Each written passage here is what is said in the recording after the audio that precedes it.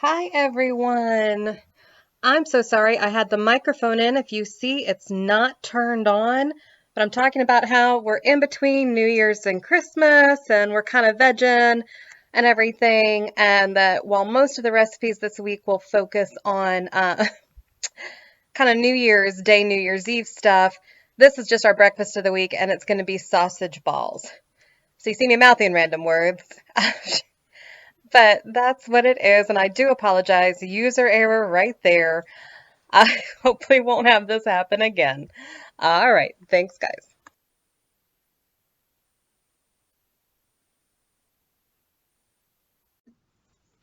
It's time for another episode of Cooking with Kaitlin. That's me. Enjoy.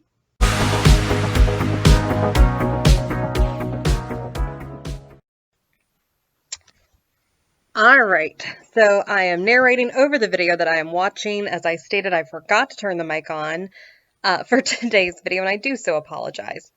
Anyhow, as we noted, we are making sausage balls. We have what I believe was somewhere between 3/4 of a pound and a pound of breakfast sausage that we got from Black Sheep Meats because my parents nicely gave my husband and I meat of the month as one of our presents this year. Is really cool. So got a lot for our first month. We think it might be kind of like a sampler starter platter thing and may just get a couple items in the future. But this sausage, you can tell like it's made fresh, it's made local, it smells amazing. So we know these sausage balls are going to taste so, so good. We're really excited for that. And I'm just removing trash, as I do throughout a lot of these videos.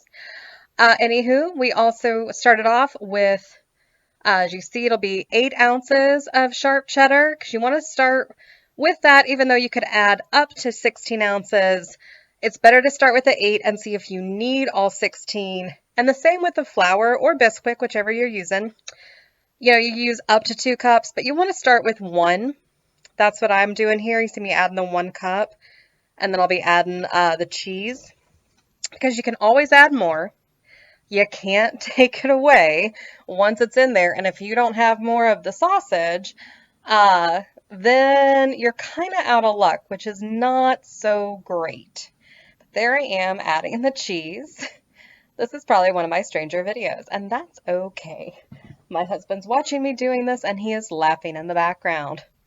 All right, so you're just mixing it up. You're just kind of blending it all by hand. I've never really seen anyone do a mixer. I'm sure there are restaurants or what have you that perhaps do it that way on a really large scale.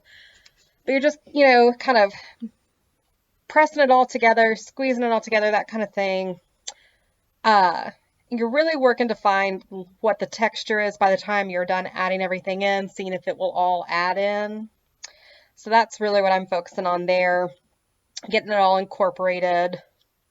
Um, it's a little messy, but it's a good end result, so it's okay. So just gonna keep doing that.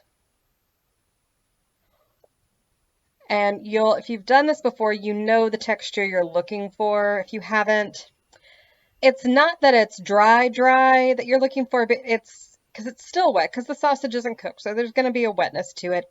But you see how it's sticking to my hand so much right there?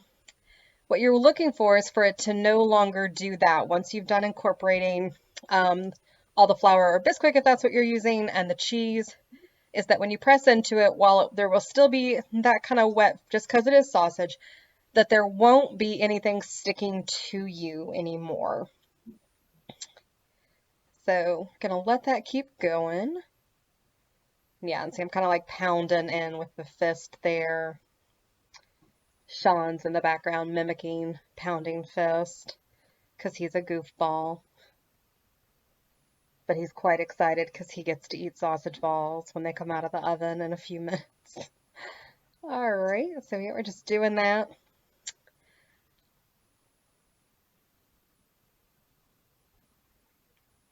See, it's still sticking just a little bit. I can tell that texture is going to need to add a little bit more. But just making sure everything was fully incorporated first, just in case. I noted in there, and I don't know if it's to do with whether it's the quality or the age or the what have you of the sausage. But I've made sausage balls for years and years, and I've always, after the first couple times, I've started where I do this because sometimes I do absolutely need the 2 cups and the solid pound of cheese in there. Sometimes I need even more than that, and sometimes, like today, wind up being, I needed a little less of each. Um, I'm washing my hands right now, so you guys can't see anything but the sausage and my kitchen. Uh, but I'm going to add, right now, you see I'm adding about half a cup more of flour, and I'm going to add about 4 more ounces of cheese. I decided to do, instead of just sharp cheddar, we had that Colby Jack left from that from another recipe that we'd made earlier, my mom had made earlier. So I decided to use that to finish up, and we're just doing the same process. And this is where it worked out, and that's where I wasn't sure if it was still a solid pound of sausage, because it looked like it's what it said on the label, but I'm not positive. Or it might have been a little closer to 3/4 of a pound. Whatever. So I'm going to keep doing that. And it'll all get incorporated, and then it'll be ready to make the sausage balls. Oh, and the oven was preheated to 350 degrees. That's what you need it preheated to so you can cook your sausage balls. All right, getting close to done with it there. That's good.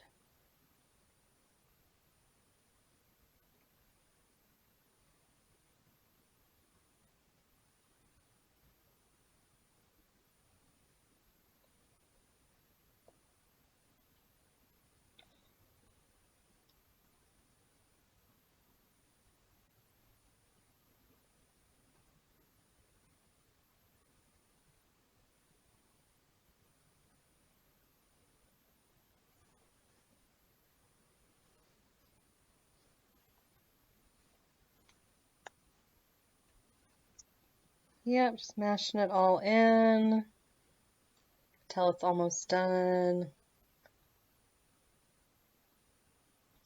And I'm showing you guys there what I was talking about with the ability to touch. And while it's still that wet, it's not sticking to my hands as I pull out. All right, so we've got our trays.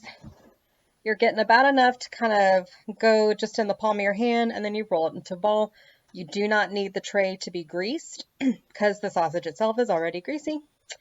If you really want to, you could line it with aluminum foil or parchment paper. I just didn't because I don't think we ever have. And you see I instinctively separate them out as though they're cookies, and then I'm like, wait, they're not going to spread like cookies. I can put them closer together. So yeah. All right, then they are all done. They're going to go into the oven, and they're going to bake about 20 to 25 minutes. And when we take them out, we just cut through and make sure that they're cooked all the way through, no pink. All right. Thank you.